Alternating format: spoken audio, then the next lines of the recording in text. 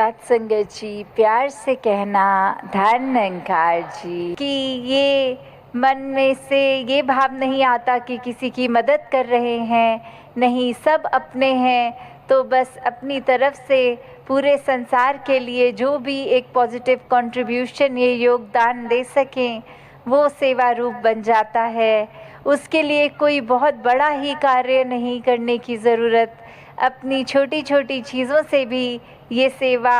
की जा सकती है। तो उसी तरह जब मन में भाव सही हो तो ही एक ये आगे भी हम अपने जीवन को सही तरीके से चला सकते हैं। तो एक कहानी भी ये सत्संग रूप जैसे होता है, किस तरह से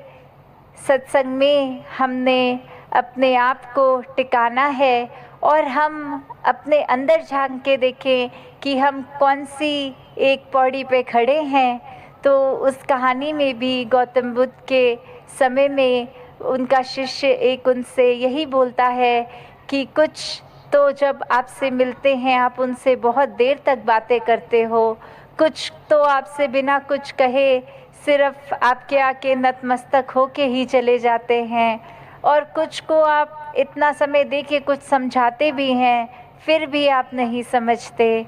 वो नहीं समझते आपकी बात। और कैसे हर एक के साथ आप अलग तरीके से होते हैं, फिर भी ये हर एक के मन की अवस्था इतनी अलग कैसे होती है। तो उस पे गौतम बुद्ध जी यही समझाते हैं कि अगर हम घोड़ों का ही एग्जाम्पल लें तो कैसे कुछ घोड़े तो ऐसे होते हैं जिनको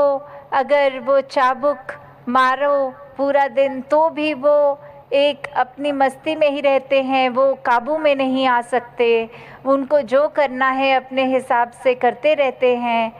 कुछ ऐसे होते हैं कि समय समय अनुसार जब जब चाबुक पड़ रहा है वो समझते हैं कि अब भागने का समय है, वो भागते हैं। और किसी को तो फिर आप अगर ये चाबुक की आवाज़ भी कर देंगे, सिर्फ उसको मारेंगे नहीं चाबुक, तो वो आवाज़ से पहचान जाते हैं कि अब दौड़ने का समय है। और जो चौथी कैटेगरी ऐसे भी होते हैं घोड़े जिनको चाबुक सिर्फ दिखा दें या धूप के समय ज़मीन पे वो चाबुक की परछाई को ही देख लेंगे, वो समझ जाएंगे कि दौड़ना है। उसी तरह हम अगर सत्संग में आ रहे हैं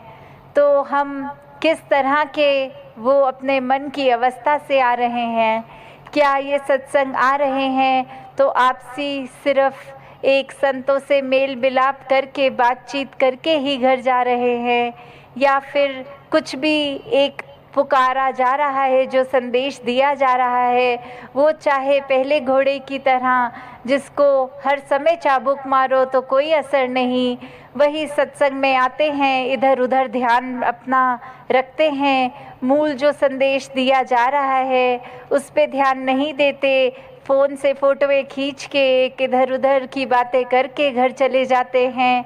या फिर दूसरी कैटेगरी में जहाँ कभी कभी एक वो संदेश सुनाई दिया, उसको ध्यान से सुना, कुछ देर तो उस पे चला, फिर रुक गए। तो सिर्फ सत्संग के दौरान ही हमने एक अपनी अच्छाई नहीं बाहर लानी, सिर्फ आपसी एक सहयोग करते हुए एक कोएग्जिस्ट करते हुए सिर्फ सत्संग के दौरान नहीं, आगे के जीवन भर के लिए वो संदेश, वो भाव मन में एक मन को तब्दीली करके रखना है कि यहाँ तो हम आराम से दूसरे को भी पहल दे देंगे, सत्संग में तो हम अपना स्थान छोड़ के दूसरों को भी बैठा देंगे, पर क्या आगे बस में ट्रेन में भी क्या हम ऐसा करते हैं कि नहीं करते। किस तरह एक वो रूप, फिर वो तीसरा एग्जाम्पल जिसको सिर्फ आवाज़ ही उस चाबुक की सुनती थी तो वो उतने में ही भाग लेता था, कि किस तरह एक आवाज़ जब हम सत्संग में भी सुनते हैं, कुछ भी संदेश जहाँ जो इतने अनमोल जीवन को परिवर्तित करने के हैं, वो क्या हम संदेश सिर्फ अपने कान तक ही रख रहे हैं या जीवन में उतार के औरों के कानों तक भी वो संदेश पहुंचा रहे हैं, अपने कर्मों द्वारा दूसरों तक भी क्या वो संदेश जा रहा है। और चौथी फिर वो अवस्था जिस घोड़े को फिर चाबुक ना मारने की ज़रूरत है, ना वो चाबुक की आवाज़ सुनने की, सिर्फ वो दिखाना कि ये परमात्मा इस निराकार से इस कदर जुड़े हुए कि कहीं पे भी हों, बस एक इशारा ये जब याद आ जाता है, ये परमात्मा, ये निराकार याद आ जाता है, तो ही हर समय इसी के लिए लगन में लगे रहते हैं। कभी ये परमात्मा भूलता भी है तो कैसे फिर उसी इशारे से खुद को जोड़कर इस निराकार के साथ अपने दिल की तार मिला के इसके रंग में रंग कर अपनी भक्ति को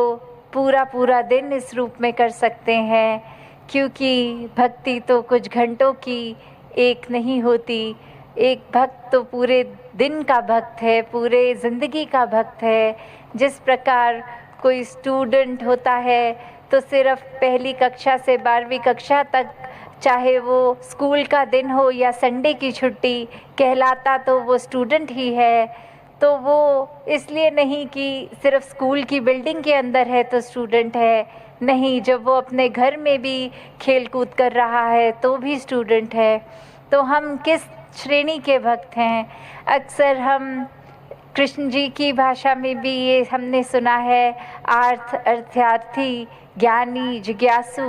तो जो ज्ञानी संत हैं उनको ही सबसे ऊंची एक श्रेणी दी गई है। और ये कहा गया है कि अर्थ और अर्थार्थी तो सिर्फ एक मटीरियलिस्टिक चीज़ों से ही जुड़े हैं, एक डर से जुड़े हैं कि भक्ति नहीं करेंगे तो ये नहीं प्राप्त होगा, या अपने शरीर, अपने आर्थिक एक सामाजिक रूप में ठीक ज़िंदगी चले इसलिए डर के भक्ति कर रहे हैं। और फिर एक जिज्ञासु कैटेगरी आती है जहाँ एक ये अंदर मन से कि ये परमात्मा क्या है, हम क्या हैं, हमारा इस परमात्मा को जानना क्यों ज़रूरी है, ये परमात्मा कहाँ है, ये कैसा है। जब वो श्रेणी आ जाती है, उसके बाद जब ब्रह्म ज्ञान की प्राप्ति हो जाती है तो वो उत्तम ज्ञानी भक्त, तो दातार कृपा करे हर एक पे कि हर कोई सिर्फ वो उस तरह का ही हर समय का ही सेवक बना रहे, हर समय का ही भक्त बना रहे, हर समय का ही ब्रह्म ज्ञानी बना रहे। कुछ समय अपनी सुविधा अनुसार नहीं, 24 घंटे तो दासी और समय ना लेके तो करते हैं, पर उसके ही रंग में रंगे रहेंगे अगर हर समय, तो ये जो असली दात है, जिस तरह ये जगह का नाम भी हमीरपुर है, तो हम अमीर, तो कैसे एक ब्रह्म ज्ञान की दात जब मिल जाती है तो वो सच्ची अमीरी है। नहीं तो सांसारिक ये माया ने तो आज टिकना है, कल नहीं टिकना। आज अर्थार्थिक रूप में हम कितने भी एक अमीर हो जाएंगे तो कल कोई स्थिति ऐसी आ सकती है कि वो धन दौलत हमसे छिन जाए। तो अगर ऐसा दुनियावी रूप है तो उतार चढ़ाव तो हर एक के जीवन में आने ही हैं। तो ऐसा संतों में क्या अलग होता है, उनके जीवन में भी दुख सुख आते हैं, पर फ़र्क यही कि संत हमेशा इस प्रभु परमात्मा को अपने मन में बसाते, परमात्मा से जुड़ के हर समय के सुकून में रहें। और अब अगर आगे सोचें कि ये ब्रह्म ज्ञान भी जीवन में आ गया, एक निराकार के एहसास में भी रहने लगे, सेवा सुमिरन सत्संग भी करने लगे, पर एक मन का बदलाव अगर नहीं है तो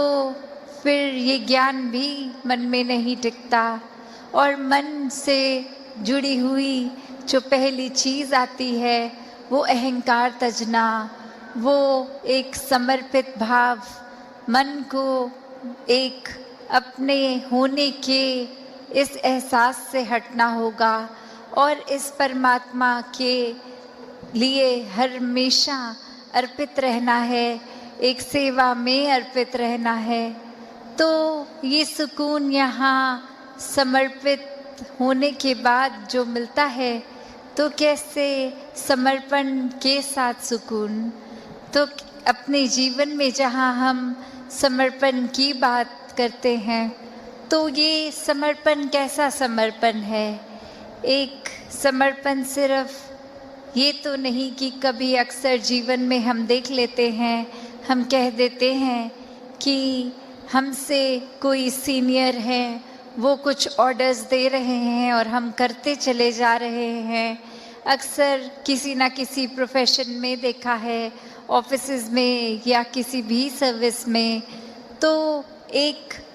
सीनियर का ऑर्डर मान लेना या फिर कोई अथॉरिटेटिव पर्सन, कोई टीचर, कोई और इस तरह से जो हम पे कोई बात करते हैं और वो मान लेना, वो अक्सर ये रूप उसका समर्पण का नहीं बन पाता, क्योंकि ये रूप तो वो डर से है कि वो जो कह रहे हैं वो करना ही होगा, वरना नौकरी से निकाल दिए जाएंगे, वरना फिर कोई और इस बात की रेपकशन हो सकती है। तो एक वो बात मानना वो हर प्रोफेशन में हो जाता है, पर मन वहाँ समर्पित नहीं होता। वो किसी भय के कारण या किसी और अन्य कारण से समर्पण होता है। तो यहाँ समर्पण होना मतलब एक दिल में प्रेम को रखते हुए प्रेम से समर्पित होना, ये प्यार से अपने आप को खोकर सिर्फ इस परमात्मा का होकर, ये समर्पित भाव मन का अगर इस तरह का समर्पण है तो वो मुबारक समर्पण है। तो कैसे एक अक्सर बात ये होती है कि हमने समर्पण अगर कर दिया तो ये जो इतने सालों में अक्सर अगर हम सोच के भी देखें कि छोटी उम्र से ही पढ़ते लिखते एक डिग्रियां मिल गई, एक हमें कोई और उपाधि मिल गई, तो ये कमाने के लिए चाहे कितने वर्ष लग गए, पर जब समर्पण की बात आती है, अहंकार को तजने की, अहंकार गंवाने की, तो उसमें उतने ही साल नहीं लगते। ये तो एक पल में ही समर्पण हो जाता है। जैसे ही ये मन समझ लेता है कि ये शरीर मैं नहीं हूँ, ये आत्मा का असली रूप परमात्मा है और शरीर ने तो अपनी यात्रा कुछ सालों में करके इसका एक विनाश हो जाना है, तो कैसे ये समर्पित जीवन जिया जाए जब तक जीवन है। तो बात वही एक कहानी के साथ तासपनी रखना चाहेगी कि एक बार एक गुरु के पास शिष्य आता है जो काफ़ी सालों के बाद,